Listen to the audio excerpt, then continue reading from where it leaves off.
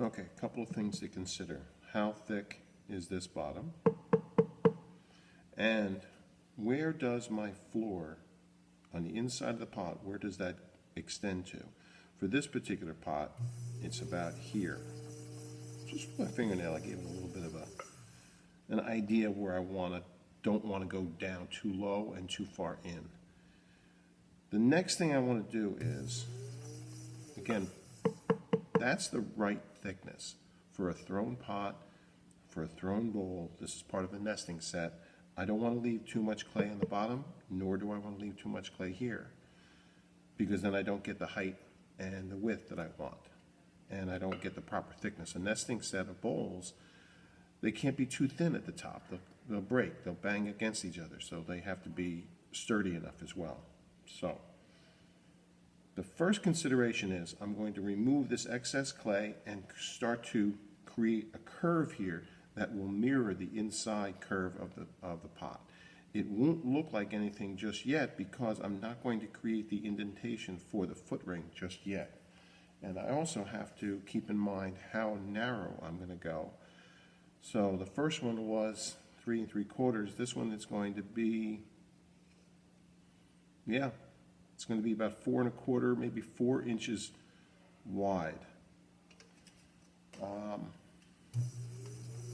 First things first. There are a couple of ways that people think about how wide they make the foot for a bowl. One of the rationales that I've heard, one of the techniques or formulas, that's the word I'm looking for, is that you take the outside measurement of the top of the pot and then you divide it by 1/3. You want to end up with, so if this is 12, you want this to be 3. That's a little bit too narrow for me. So actually it would be 4. This, if I remember correctly, that was 9. This is 9 1/2. So I want this to be a little bit more than 4. Right now, as you can see, I'm continuing this curve. Now here's my trick. Not just yet. I'm smoothing out this edge here. So think of it this way. Right now, there's too much clay here. It's just too thick here. You hear that sound? It's a very dead sound. A little higher, a little more of a drum sound. Let's try it this way. Nice high pitch, very dead sound. So what I need to do is I need to lower this area here so that this curve comes up and meets what's going to be the center of this pot. So we're going to have a nice consistent curve, and the foot ring is going to look like it just was stuck on. Not as an extra, not as something that looks odd, but something that doesn't interrupt the curve and the weight of the piece. So here's the trick. Hold the tool steady. My hand glides across the top.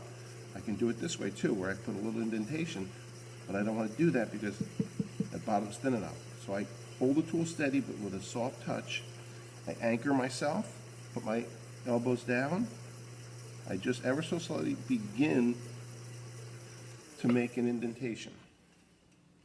And as I do it, this side of the tool starts to curve in and a little bit down. It doesn't have to go far down because it's going to start to remove clay. But this part of the tool starts to create the vertical of the foot ring. So here I am again, a little downward pressure. The tool's not moving side to side, it's just going straight down. Now that I'm satisfied that I've gotten the beginning of my foot ring, you see how there's extra clay here now? And that clay gets removed very easily. Now I can come down the side, and I call it rolling it out. Just roll the curve out. And as I get to here, hardly taking anything off. Earlier, this pot got bumped, so I pushed it out a little bit. I can still see it a little bit. We'll have to see what it looks like on the inside again. So I correct that. I don't want to remove too much clay. Yeah, as I suspect. When you go to do that fix, see, I'm removing clay from out here and nothing from in here. So that's not a good idea. I'll just smooth that off. If I wet that area and just smooth it out a little bit with my finger, you won't see that indentation. If I don't do anything to fix it, you'll see that in the glaze result. So now, just ever so slightly with a clean tool, keep your tool clean, don't cut yourself. I'm going to go across the top, still not clean.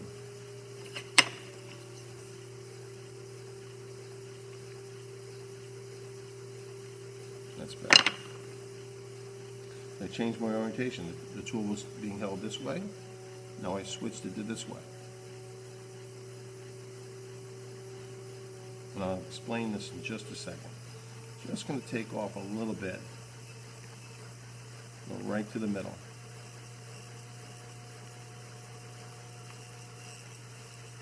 Now I'm going to create the inside of the foot ring. I'm going to do the same technique as before, hold the tool steady, and then dip the tool into that corner. And now I'm going to go away from that area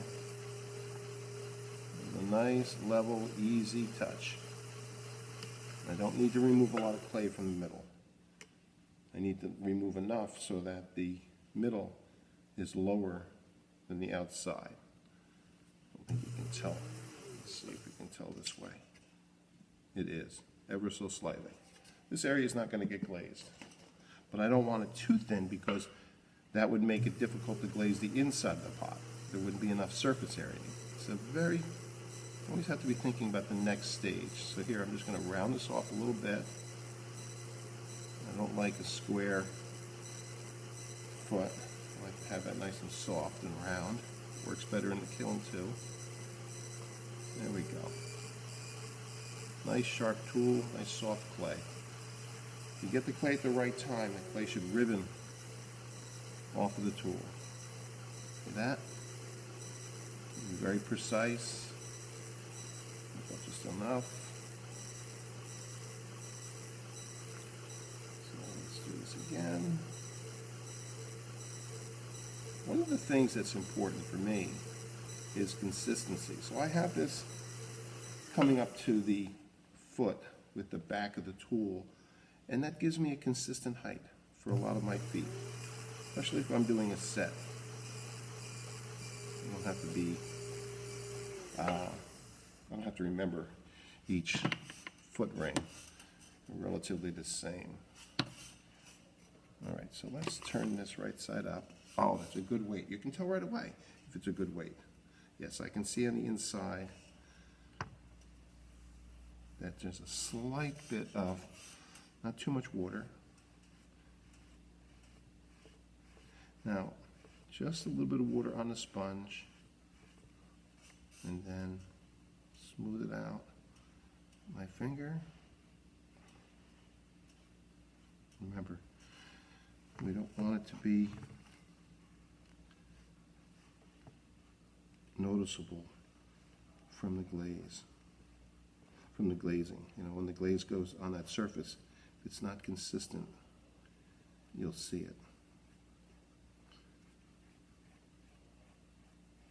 That's it. That was some dent. I think I hit it with the side of a wear board. But it's going to be okay. Oh, that's better. Let's see the outside. It's not quite happy. I mean, I could add clay to it, fudge it and everything else. Let's see what I can get away